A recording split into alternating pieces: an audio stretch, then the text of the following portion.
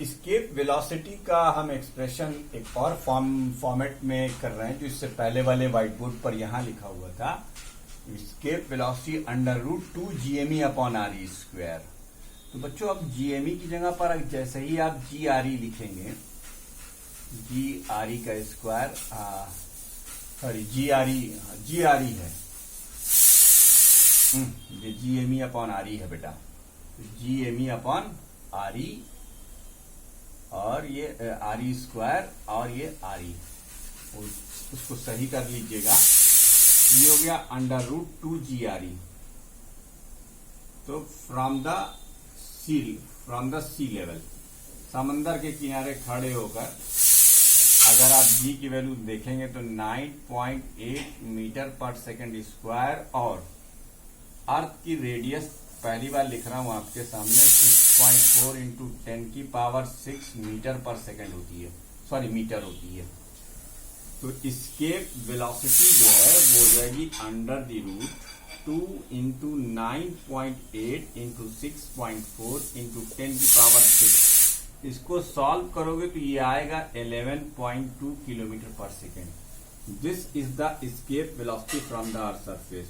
This is the escape velocity from the surface of earth. Escape velocity of object from the surface of earth. Object from the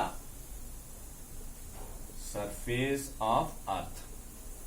ठीक, ये अर्थ के surface से velocity है। बताओ, इससे पिछले वाली वीडियो में शायद हमने एक जगह स्क्वायर कर दिया है, तो उसे आप देख लीजिएगा, है ना। वो स्क्वायर नहीं है, वो आर ई है। वी एस्केप की वेलोसिटी √2 अपॉन आर ई है, वो गलती से लिख गया है, उसको आप देख लीजिएगा, ठीक है। अब एस्केप वेलोसिटी के बाद हमारे पास ये तो देखो हो गया प्लैनेट के बारे में सब कुछ।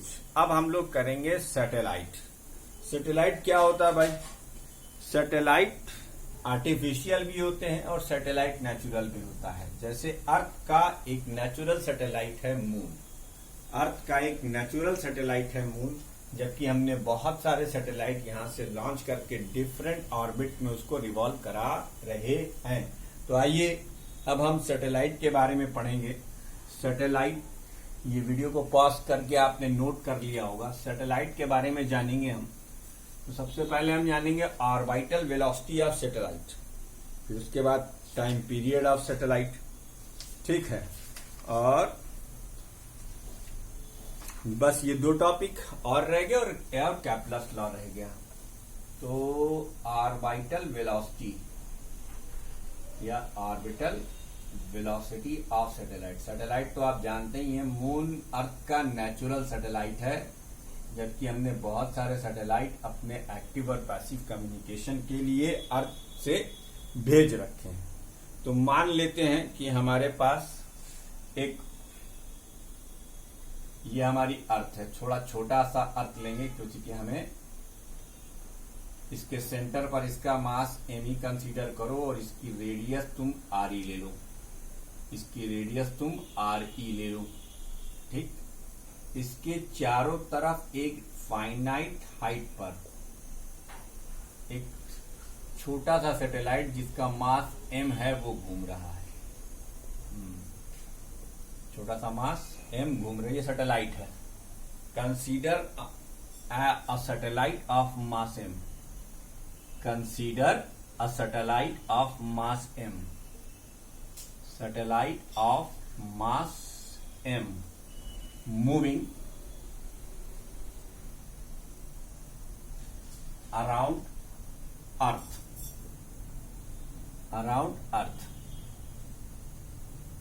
at a height h above the surface, above the surface of earth, h height above earth, surface of earth.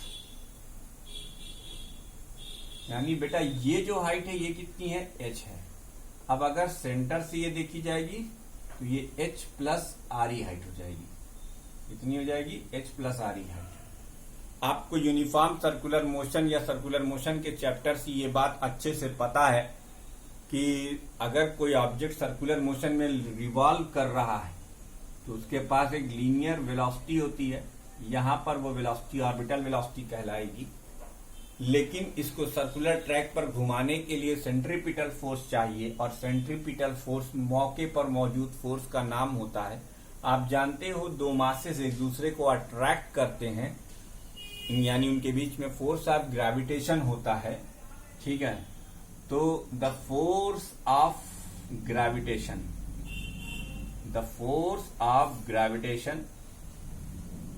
Between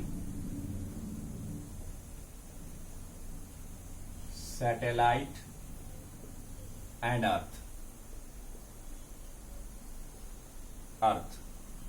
F की वैल्यू हो जाएगी एफ जी। ये हो जाएगा G times mass of earth, mass of satellite, और distance क्या है satellite और अर्थ के सेंटर के बीच की, आर ई प्लस एच का whole square. This will provide the necessary centripetal force for the circular motion of satellite.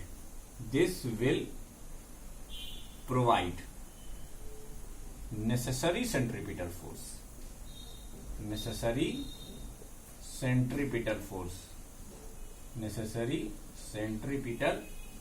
force for circular motion of satellite। Satellite की सर्कुलर मोशन के लिए नेसेसरी सेंट्रीपिटल फोर्स प्रोवाइड करेगा ये, यानी F G is equal to F C. ये क्या है, centripetal force. What is this? This is centripetal force. अब बेटा एफ जी की वैल्यू तो आप G M E M upon R E plus H का होल स्क्वायर लिख दोगे। सेंट्रीपिटल फोर्स की जगह पर M V square upon R E plus H रख दोगे। सेंट्रीपिटल फोर्स का फार्मूला आपको पता है। तो ऑर्बिटल वेलोसिटी का एक्सप्रेशन आपके सामने आ गया। कैसे आ गया? आपने एम से एम को कैंसिल किया, आर ई प्लस एच की एक पावर कैंसिल हुई, वी ऑर्बिटल का स्क्वायर आपको दिखाई देने लगा G M E upon R E plus H. It implied that V orbital is equal to under the root 2gme upon re plus h। ये पहला फार्मूला आ गया, ये ऑर्बिटल वेलोसिटी का पहला फार्मूला आ गया। अच्छा, ये ऑर्बिटल वेलोसिटी का पहला फार्मूला है। ठीक, बहुत आसानी से आपने निकाल लिया orbital velocity of satellite. The velocity by which satellite revolve around the earth या any planet is known as orbital velocity. Orbital velocity of earth satellite, earth की सैटेलाइट की वो ऑर्बिटल वेलोसिटी होती है। बेटा इसको आप नोट कीजिए, है ना, वीडियो को पॉज कर इसको पूरा नोट कर लीजिए। वी ऑर्बिटल यानी ऑर्बिटल वेलोसिटी लिख देता हूं। ये क्या है? वी ऑर्बिटल है, और वी ऑर्बिटल की वो क्या हो जाएगी, ये क्या स्टैंड करती है? Orbital velocity. The velocity with which satellite revolve around अर्थ। ठीक, यह ऑर्बिटल वेलोसिटी हो गई। ऑर्बिटल वेलोसिटी की डेफिनेशन भी हो गई। अब इसमें तुम्हें मैं एक केस और बताना चाहूंगा। वीडियो को पॉज कर इसको पूरा नोट कर डालिए। मैं सामने से हट गया, विजन क्लियर होगा आपको। ठीक है, आवाज भी क्लियर ही आ रही होगी, स्पीकर लगा हुआ है। ठीक, तो भैया एक केस ले लेते हैं। केस ये है कि if H is much much less than R E and H बहुत छोटा हो, तब ऑर्बिटल वेलोसिटी देखो, सुंदर सा एक्सप्रेशन बनेगा। क्या लिखोगे तुम? इसे तुम लिखोगे 2 हमारा 2 कहां से आ गया? जीएमई, पता नहीं आज क्या हो रहा है। जीएमई अपॉन आर ई। बेटा ये नेग्लेक्ट हो गया।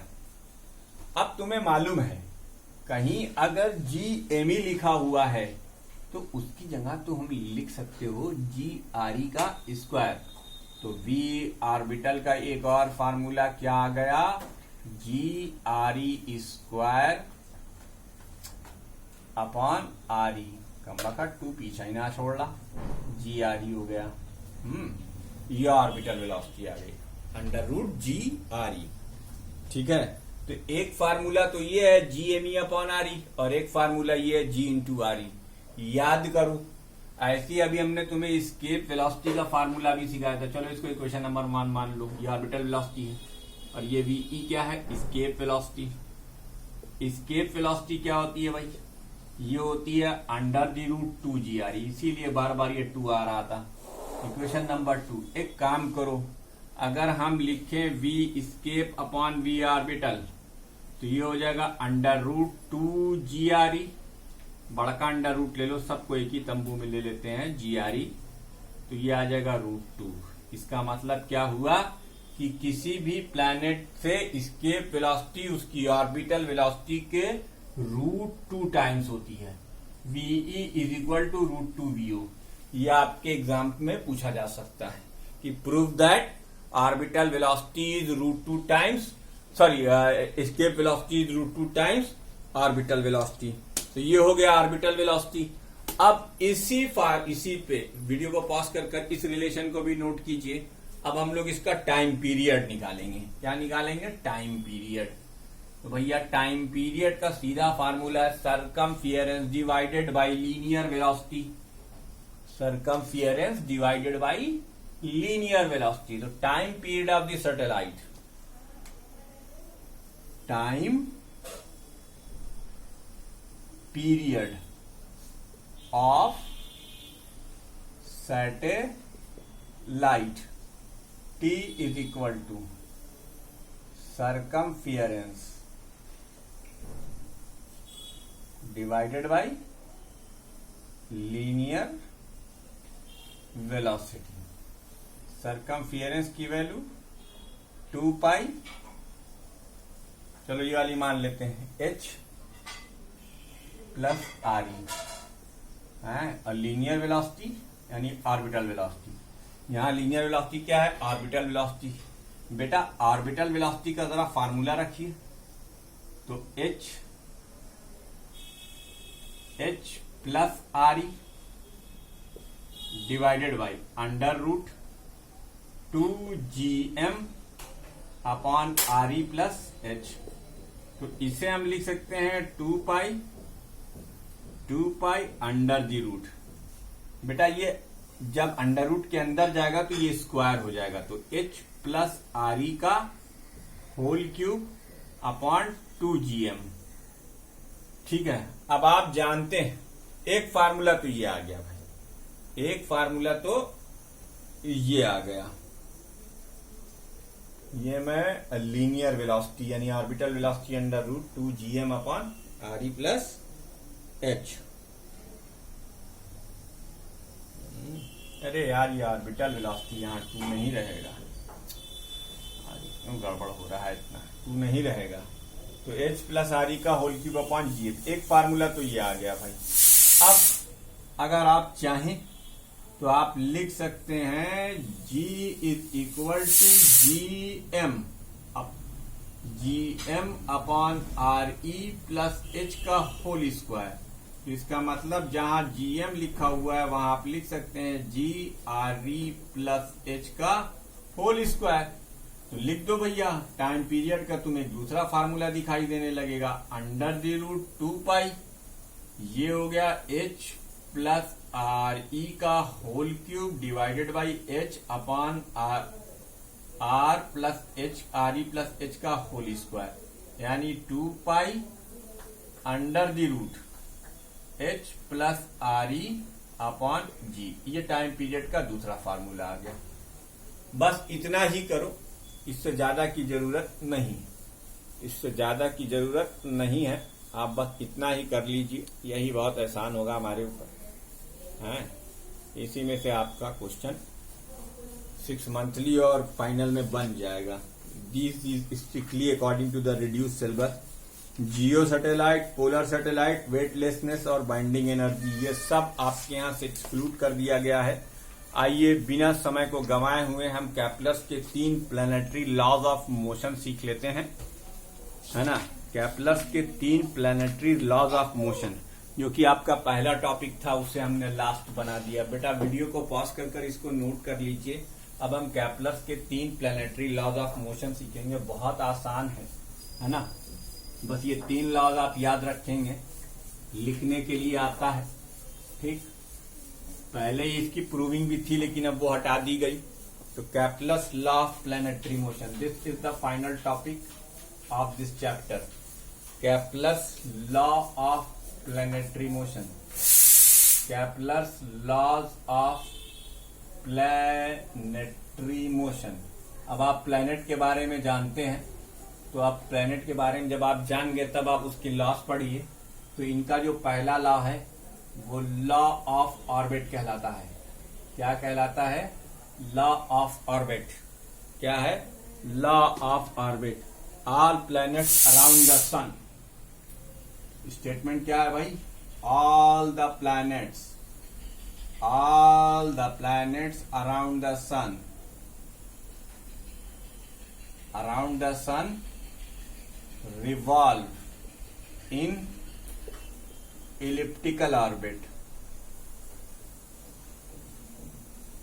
and sun remain at one of its foci। ठीक, ये एलिप्टिकल ऑर्बिट का शेप होता है, ठीक। इसमें सेमी मेजर एक्सिस और सेमी माइनर एक्सिस, ये अगर सेंटर माना जाए तो इसकी 2 फोकाई ये हो सकती है। अगर यहां है, अगर आपका एक प्लैनेट यहां है तो सूर्य देवता हमारे यहां होंगे, ठीक। ये एक पोजीशन हो गई।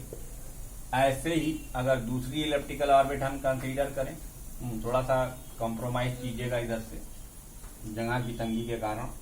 अब अगर प्लैनेट घूमते घूमते यहां पहुंच गया तो फिर सन अपनी इस फोकाई पर आ जाएगा, ठीक। नाम दे देते हैं, ठीक है भैया।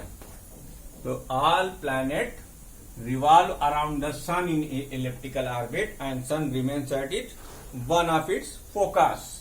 तो ये है इसका फोकस, ये सन है। सन कहां पे रहता है? एट फोकस रहता है। एक एलिप्स में 2 फोकस हो सकते हैं। ये प्लैनेट है, ये क्या है बेटा? प्लैनेट है। फिर यहां प्लैनेट आया दूसरे वाले केस में, तो सन अपनी दूसरी फोकाई पर आ गया, सन एट अनदर फोकाई। 2 फोकाई हो सकती हैं जिस उस पे रहे। अच्छा, एक चीज और जान लो, ये जो लाइन खींची गई है इसको हम कहते हैं माइनर एक्सिस। क्या कहते हैं? Minor axis. और ये जो लाइन खींची गई है इसको हम कहते हैं मेजर एक्सिस। क्या कहते हैं? Major axis. ठीक है भैया। तो ये पहला लॉ था Kepler's law of planetary motion में, ये पहला लॉ हो गया सेमी मेजर एक्सिस और सेमी माइनर एक्सिस के टर्म्स में, ठीक। लॉ ऑफ ऑर्बिट के बाद पहले इसको आप नोट कर डालिए। उसके बाद अब हम सेकंड लॉ करेंगे, लॉ ऑफ एरिया या law of aerial velocity. Law of area इसका दूसरा लॉ है। सेकंड लॉ ऑफ एरिया या law of aerial law of areas. Every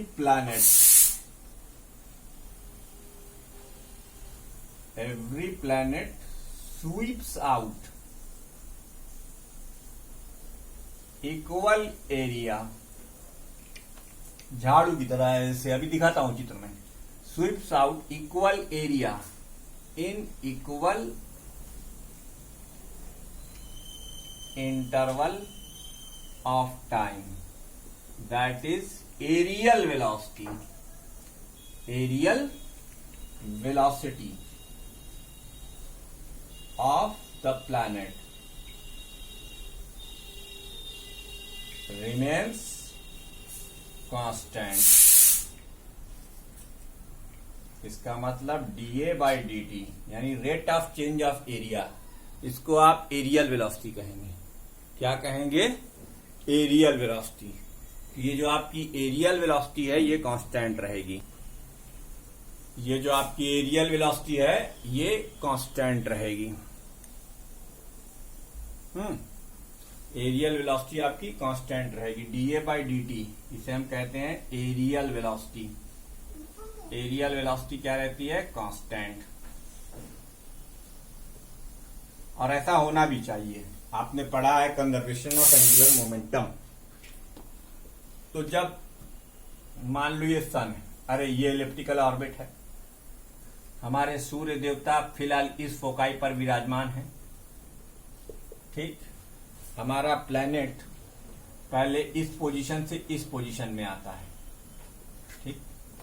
तो देखो स्वीप आउट का मतलब होता है यहां से झाड़ू लगाया, यहां तक झाड़ू चला आया, ये स्वीप आउट करना कहलाता है, ठीक। अब ये एक एरिया होगा ए, बी और एस, ठीक है। फिर प्लैनेट की एक सिचुएशन और देखो, सी से डी, मान लो जितने टाइम इंटरवल में वो ए से बी तक आया था उतने ही टाइम इंटरवल में वो सी से डी तक गया है। तो अकल हैरान है, दुनिया परेशान है, लेकिन उन्होंने ये कर दिखाया। नहीं यार, देखने में तो नहीं लग रहा है कि ये दोनों एरिया इक्वल होंगे, लेकिन शर्त ये है कि अगर टाइम पीरियड इक्वल हो जाए तो फिर एरियल वेलोसिटी कांस्टेंट रहती है, यानी इक्वल टाइम इंटरवल में इक्वल एरिया स्वीप करता है, जबकि लग नहीं रहा कि ये एरिया इक्वल होंगे, लेकिन ऐसा होता है और इसे प्रूफ किया जा सकता है। आपके सिलेबस से एक्सक्लूडेड है, वरना हम आपको प्रूफ करके भी दिखाते। Laws of area, laws of area. अब इसके बाद जो तीसरा और अंतिम लॉ है वो लॉ है लॉ ऑफ टाइम पीरियड।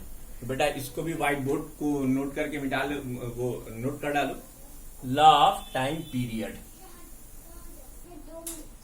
ये कैप्लस का थर्ड लॉ है। Law of time period, the square of the time period is directly proportional to cube of the mean radius, T square is directly proportional to R cube. इसको भी मैं proof कर सकता हूं, लेकिन क्योंकि अब आपके सिलेबस में नहीं है तो नहीं प्रूफ करूंगा। न्यूमेरिकल्स के लिए अलग वीडियो। ये आपका चैप्टर नंबर 12 भी यहीं समाप्त होता है। दीजिए मुझे इजाजत, मिलते हैं एक नए वीडियो में जब हम अगला चैप्टर करेंगे elasticity. Thank you very much.